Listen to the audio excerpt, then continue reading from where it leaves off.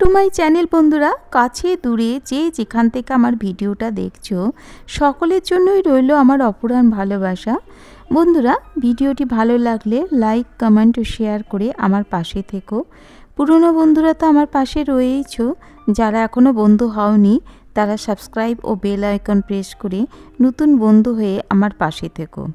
বন্ধুরা, এই মাঘ মাসে আসতে চলেছে মাঘী পূর্ণিমা। এই মাঘী পূর্ণিমা আমি কিভাবে ঘরে পালন করছি তাই তোমাদের সাথে শেয়ার করছি। যে কোনো পুজোয় আগে আলপনা তো দিতেই হয়, এটা আমাদের বাঙালিদের একটা আচারের মধ্যে পড়ে। তো তারপরে আমি আলপনা দেওয়ার পর এখানে তীর কাঠি চার কোণে 4টে তীর কাঠি দিয়ে নিলাম এবং সুতোগুলো ওপরে বেঁধে নিলাম। এরপরে এখানে কিছু অখণ্ড আতপ চাল আর গঙ্গা জল এবং ফুল দিয়ে আসনটি শুদ্ধ করে নিলাম। বন্ধুরা, মাঘী পূর্ণিমা 2025 সালে পালন করা হবে 12ই ফেব্রুয়ারি। তবে এই পূর্ণিমা তিথি শুরু হচ্ছে 11ই ফেব্রুয়ারি সন্ধে 6টা 58 মিনিটে এবং তিথি সমাপ্ত হচ্ছে 12ই ফেব্রুয়ারি সন্ধে 7টা বেজে 25 মিনিটে। আসন প্রস্তুত করার পর এবারে আমরা নারায়ণের আলেখ্যটি আসনে স্থাপন করলাম। এবারে দীপ ধূপ জ্বালালাম, জ্বালিয়ে পুজো শুরু হলো।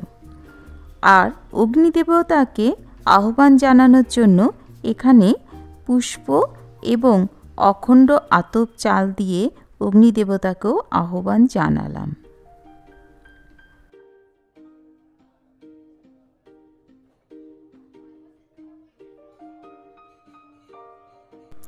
এবারে ঘর স্থাপনের জন্য গঙ্গা মাটি দিয়ে সামনের জায়গাটা প্রস্তুত করলাম। গঙ্গা মাটি যদি না থাকে তুলসী মঞ্চের মাটিও চলবে। আর এখানে সিঁদুরের ফোঁটা দিলাম, দূর্বা দিলাম, আর দিলাম ধান, আর দিলাম পঞ্চশস্য।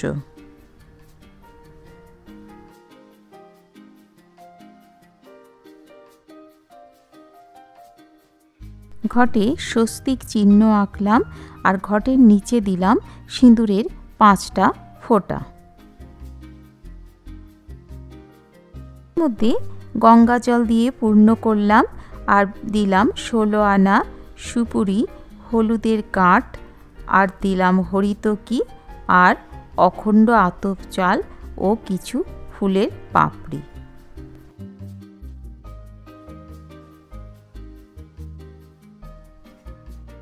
আমরা সকলেই জানি পুজোতে বিজোড় সংখ্যায় আম্রপল্লব নিতে হয়। তো এখানে আমি 7টা পল্লব আছে সেরকম একটা আম্রপল্লব নিয়েছি আর সিঁদুর দিয়ে দিয়েছি পান পাতার মধ্যে আর কলার মধ্যে দিয়ে ঘরটা প্রস্তুত করে এবারে ঘট স্থাপন করলাম।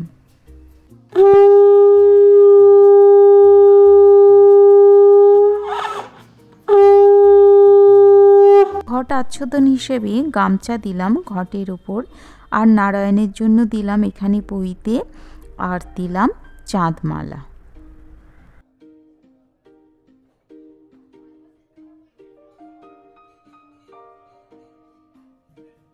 কিছু ফুলের পাপড়ি ছড়িয়ে দিলাম ঘটের চারিপাশে। আর এবার আমি মকাম প্রস্তুত করব সত্যনারায়ণ পুজোর জন্য। তো এখানে দিলাম পান, তারপরে দিলাম পইতে, আর দিলাম 16 আনা, এবার দেব সুপুরি আর বাতাসা, আর এর সাথে থাকছে একটি করে কলা। এইভাবে 5টি পান একই রকমভাবে প্রস্তুত করে আমি নারায়ণের দুদিকে 4টে দিলাম আর মাঝখানে একটা দিয়ে টোটাল 5টা মকাম প্রস্তুত করলাম। পুজো হয়ে যাবার পর এই মকামগুলি 5টি ব্রাহ্মণকে দিলে খুবই ভালো হয়। যদি সেটা না পাওয়া যায় তাহলে পুকুরে বা নদীতে ভাসিয়ে দিলেও হয়।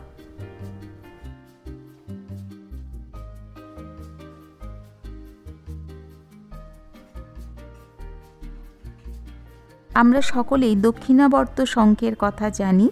তো এই শঙ্খটার মধ্যে একটি তুলসী পাতা আর জল দিয়ে দিয়েছি শঙ্খের মধ্যে। এটা তো আমরা সবাই করে থাকি প্রত্যেক দিন। তো এই শঙ্খটাই এবার আমি নারায়ণের সামনে রাখলাম।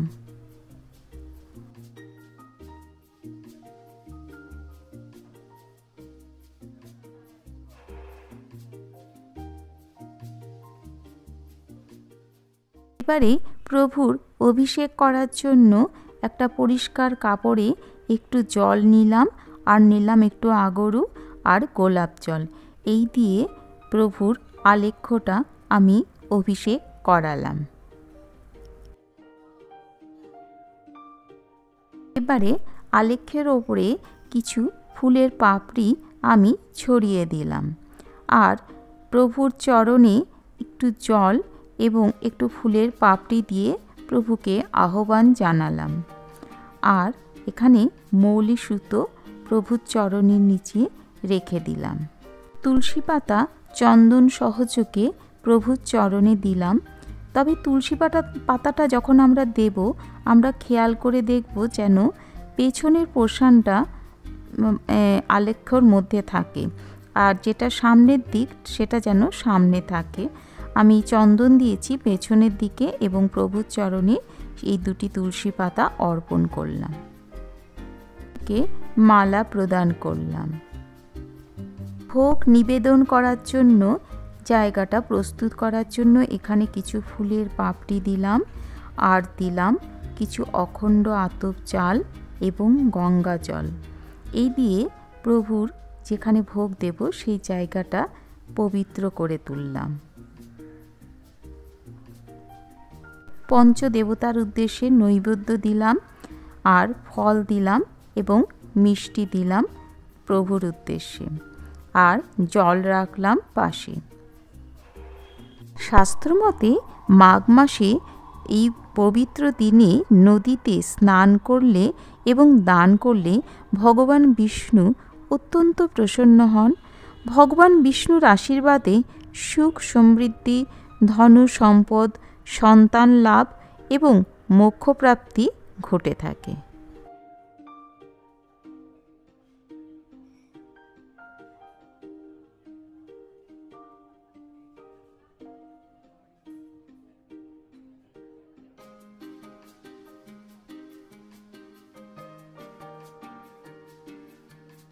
সত্যনারায়ণ পুজোর সিন্নি প্রস্তুত করার জন্য এখানে নিয়েছি আটা, বাতাসা, গুড় আর কলা।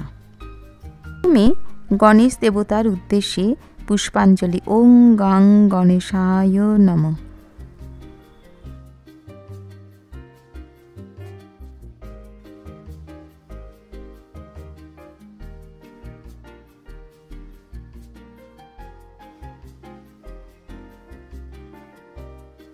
এবারে পঞ্চদেবতার উদ্দেশ্যে পুষ্পাঞ্জলি।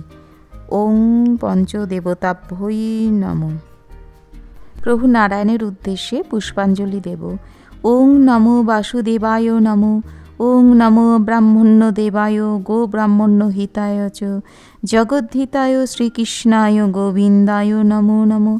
পাপহং পাপকর্মাহং পাপাত্মা পাপসম্ভব ত্রাহি মাং পুণ্ডরিকাক্ষং সর্ব পাপ হরেও হরি। ওং নমঃ ওং নমঃ ওং নমঃ। এইভাবে প্রভুর চরণে পুষ্প নিবেদন করলাম। সাদা ফুল, তুলসী পাতা এবং হলুদ ফুল প্রভুর চরণে নিবেদন করলাম। এবার ধূপ দীপ সহযোগে প্রভুর আরতি করছি।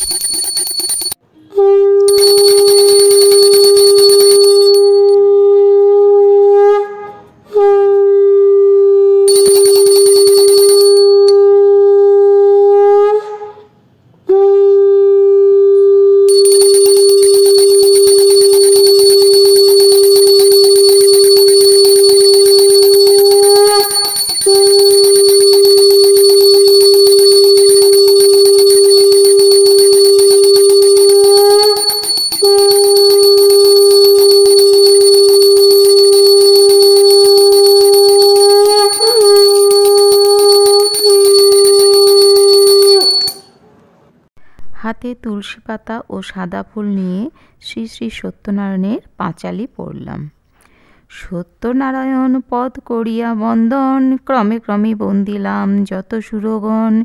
কলিকালে নারায়ণ পূজার কারণ, আবির্ভূত হইলেন মরত ভুবন। দরিদ্র ব্রাহ্মণ এক মথুরায় ছিল, না দেখে সুখের মুখ দুঃখে কাল গেল। একদা ব্রাহ্মণ সেই ভ্রমিয়া নগরে, ভিক্ষা না পাইয়া কিছু হইয়া